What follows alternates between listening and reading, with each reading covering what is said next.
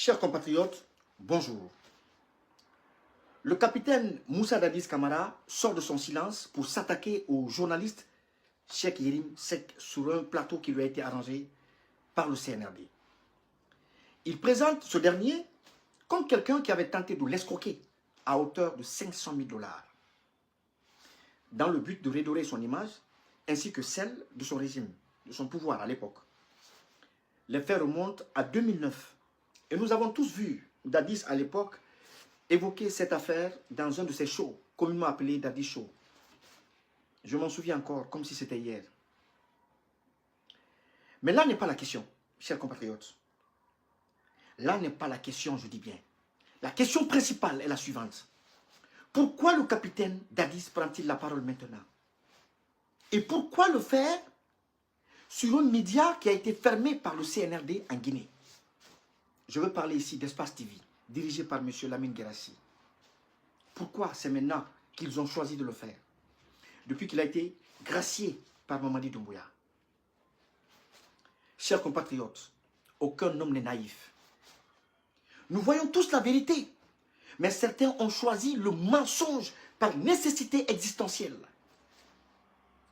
Et ceux qui ont choisi d'être des esclaves de Mamadi Doumbouya sont libres de le faire. Mais je voudrais leur dire et leur réitérer que leur perfidie n'arrêtera pas notre marche vers une Guinée nouvelle, débarrassée de sa partie malsaine. Nous nous battons. Nous nous battrons, quoi qu'il en soit et quoi qu'il arrive.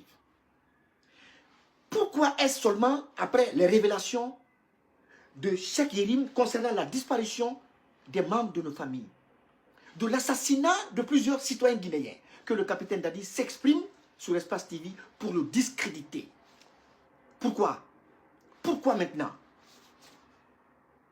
Vous savez, chers compatriotes, il existe deux types d'esclaves qui ont empêché le continent africain de s'unifier, de s'émanciper et de se libérer complètement du joug colonial et néocolonial. Deux types d'esclaves.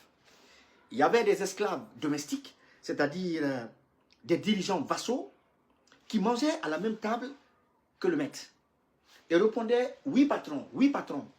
Quand le maître avait mal à la tête, lui il avait mal à tout le corps. Il avait mal à tout son corps.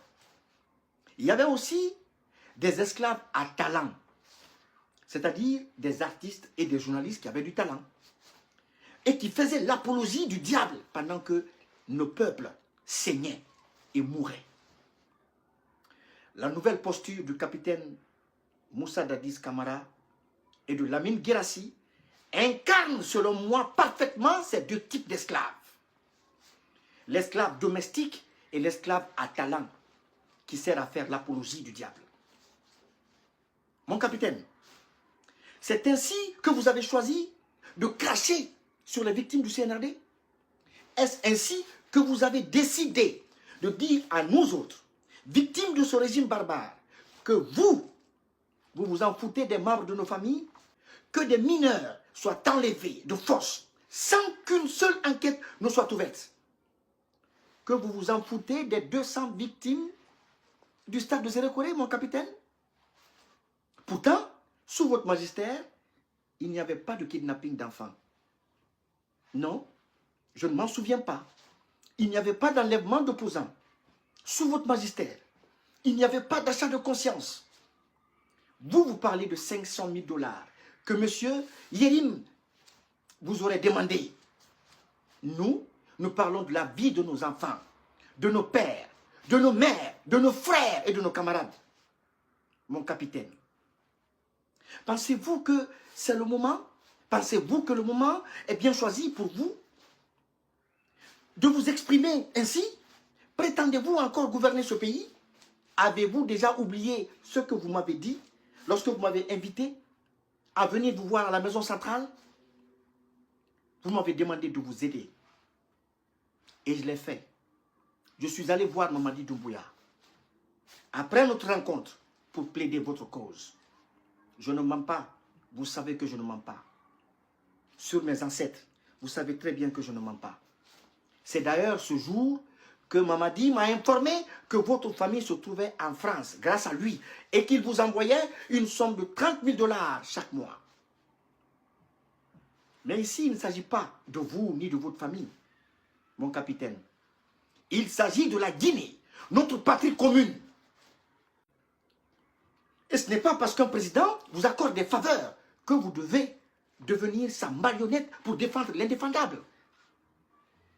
À un moment donné, il faut savoir faire la part des choses entre vos intérêts auprès d'un président et l'intérêt général du peuple. Mon capitaine, vous avez gouverné ce pays. Quoi qu'on dise, lorsqu'un président vous offre de l'argent, des voitures ou des maisons, cela relève de vos relations personnelles. Cela n'engage ni le peuple, ni la nation.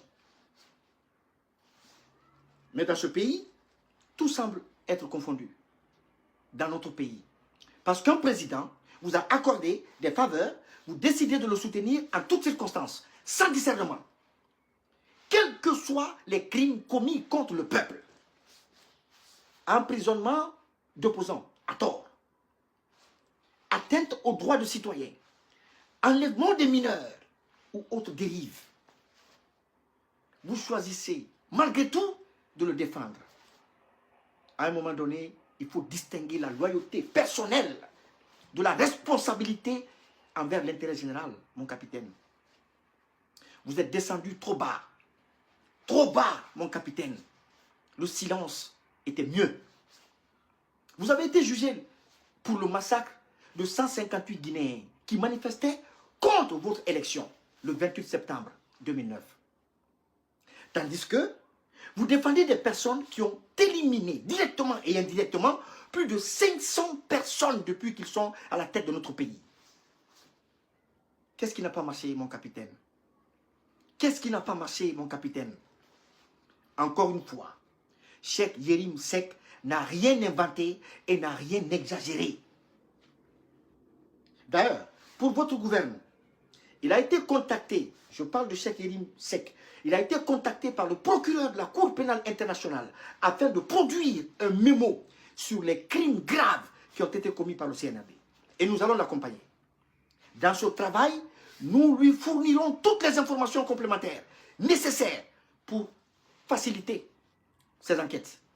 Nous le ferons parce que nous sommes des victimes directes. Vous n'êtes pas une victime. Et sachez que les plus chanceux auront droit à un jugement. Les moins chanceux seront présentés à leur Seigneur avant le jugement. Ressaisissez-vous. Ressaisissez-vous. Toute personne qui s'attaquera à Yérim Seck pour ces enquêtes qu'il est en train de mener avec des preuves à l'appui, des preuves que nous fournissons, cette personne m'entendra. Cette personne m'entendra. Et je vous parle encore avec beaucoup de respect parce que vous êtes quand même un ancien président de ce pays.